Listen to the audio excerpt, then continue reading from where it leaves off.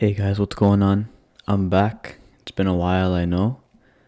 I invested in a microphone, but unfortunately, I'm still looking for some places to shoot, so I'm relegated to PowerPoint for now.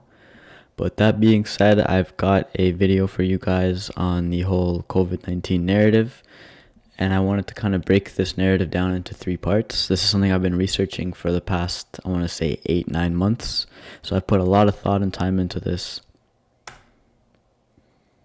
So this is a narrative in three parts that I'm aiming at deconstructing.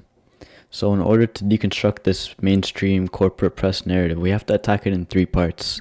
This presentation and this video is going to be focused on the science, because it's not enough to argue from an economic or political perspective about rights or the economy or what the government is doing. You have to look at the science as well in order to really deconstruct the entire narrative and try to red pill people.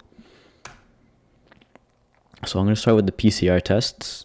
As we know, PCR testing is a standard method for gauging the number of cases since the beginning of the pandemic, and PCR tests work through cycles.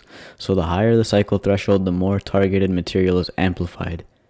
Most PCR testing globally has a PCR cycle threshold of 35 plus, and we'll get to the significance of that in a bit. So this is an article from the New York Times. It is titled "Your Coronavirus Test is Positive, Maybe It Shouldn't Be," and talks about how the test is too sensitive. So quoting from the article, you can see that in 3 sets of data from Massachusetts, New York, and Nevada, up to 90% of people testing positive carried barely any virus. And remember, the amount of virus you carry is significant in terms of determining whether you're ill or just infected, because we come in contact with viruses every single day but don't fall ill. But technically we are infected. In Massachusetts, for example, 85 to 90% of the people who tested positive in July with a cycle threshold of 40 would have been deemed negative at 30 cycles. If someone tested positive for COVID-19 at a cycle threshold of 35 or higher, the chance of that person actually being sick and infected is less than 3%. So the PCR test is unable to determine whether someone is actually sick or not, and this is actually what the Lisbon Court of Appeals in Portugal, this is the conclusion that they reached, and they decided to throw out the tests. Here we've got a video from Tony Fauci discussing the PCR test and saying the exact same thing. That if you get a cycle threshold of 35 or more, that the chances of it being replication competent are minuscule. But you almost never can culture virus from a 37 threshold cycle. So I think if somebody does come in with 37, 38, even 36, you got to say, it's just dead nucleotides, period. So there it is from Fauci himself, who many people seem to regard as God nowadays. But anyways, I want to talk about also the testing strategy. So in the beginning of the pandemic, there was no real universal testing. People were only tested if they met a certain criteria, i.e. you had symptoms or you came in contact with a confirmed case. And this is bolstered by the fact that this article from CBS News shows that in LA County, the rate of infection could be 40 times higher than the number of confirmed COVID cases. This is likely the case everywhere, as, like I said, there was no real testing strategy. So we've never really had a grip on how far and wide this thing actually spread.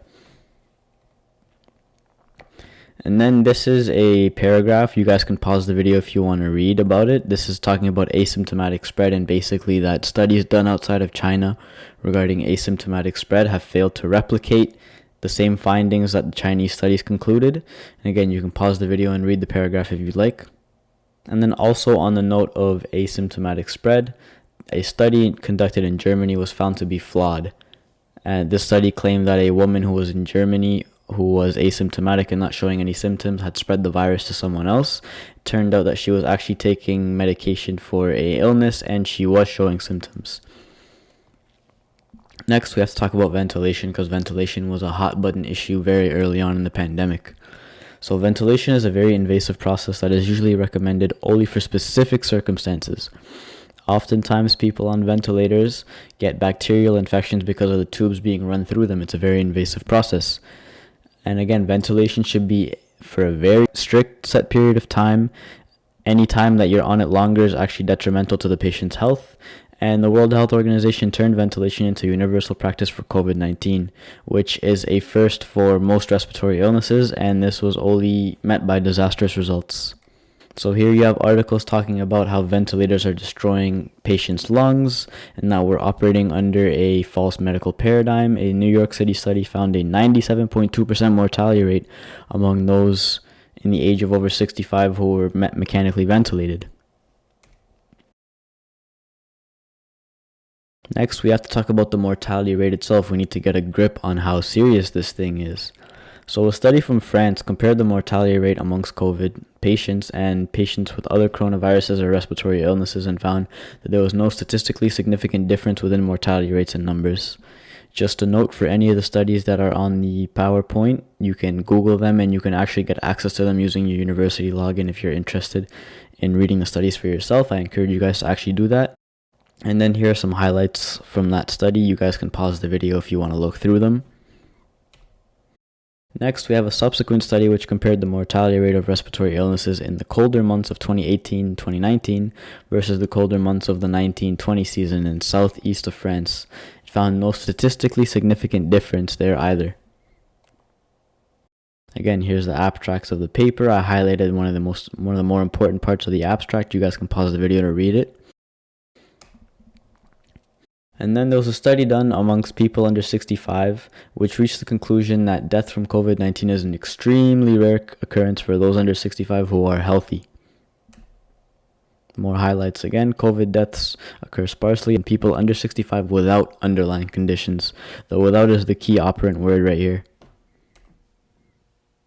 Then you've got another study, the infection fatality rate of COVID-19 inferred from seroprevalence data. And the conclusion is that the infection fatality rate of COVID-19 can vary substantially across different locations, and this may reflect differences in population, age, structure, and case mix of infected and deceased patients, as well as multiple other factors. Estimates of the infection fatality rate inferred from the data tends to estimate that the mortality rate is much lower than original speculations made early on in the pandemic. Next, we have to talk about the distinction between from and with. So the figures of COVID-19 fail to distinguish when someone dies with the virus and from the virus. This drastically inflates the numbers. Sucharit Bhakti and Karina Rice, who are two medical doctors and PhDs who wrote a book on coronavirus, suggest we divide the official death tolls by 5 to get a real estimate of the number of deaths. The National Institute of Health in Italy revealed only 12% of listed COVID-19 deaths were directly caused by COVID-19. We also have to talk about the disappearance of the flu. So globally, we've seen unusually low flu activity for the past 11 months. This is reflected by, you can see the articles talking about the UK and the US here. And then this goes back to the PCR tests, which are extremely sensitive. So this, coupled with sheer panic within the political and media circles, can serve as to explain why there have been almost no declared/diagnosed flu cases within the last 11 months. Again, declared/diagnosis is the key word here, because that doesn't mean there is no flu. It just means that it hasn't been diagnosed. Many proponents of the current measures will tell us that due to masking and social distancing, this is why we've defeated the flu. But then how can these same people blame the spread of COVID-19 on the lack of social distancing and masking? You can't have it both ways. Now we have to talk about immunology, a quick crash course on it. So immunity on coronaviruses depends on two things. One, antibodies, and the second is lymphocytes. Many antibodies are generated to combat specific parts of the viruses, and these cells have long-term memory. Cross-immunity across different strains and mutations is possible within the human body. So if you have virus A, you're going to be effective at combating virus AA. And when you get sick with virus B, your immune system will broaden to cover BB as well. So you will then have immunity to A, AA, B, and BB. Immunity doesn't necessarily mean we won't fall ill at all. It just could mean that we fall ill mildly. And that's something important people need to understand.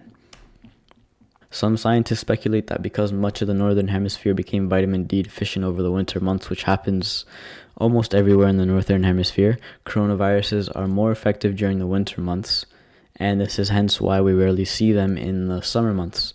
Scientists also suggest areas with high levels of pollution, like northern Italy for example, can exacerbate pulmonary illnesses.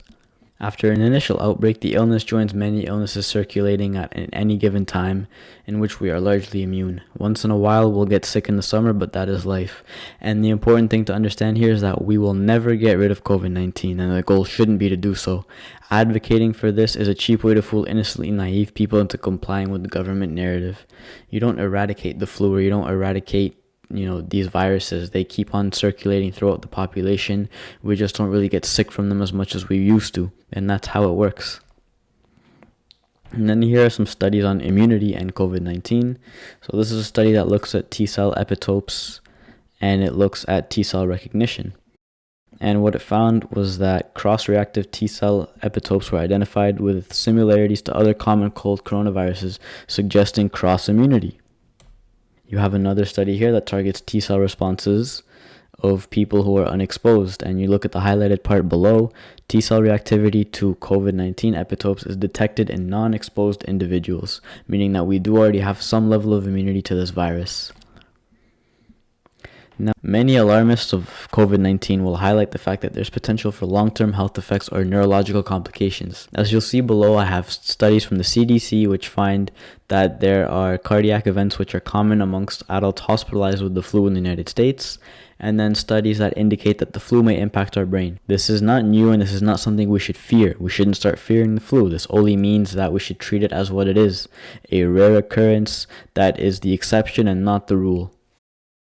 So everything I presented today came from peer-reviewed and published studies, and I just want to note that usually when we're presented evidence that something isn't as bad as we originally feared, we should welcome this evidence with open arms. This is the first time in my lifetime, at least, I've seen people cling on to fear and cynicism regarding this data. And I'm going to try to explore this in the next set of arguments. As you guys will see, stay tuned. I've got 2 more videos coming out on this.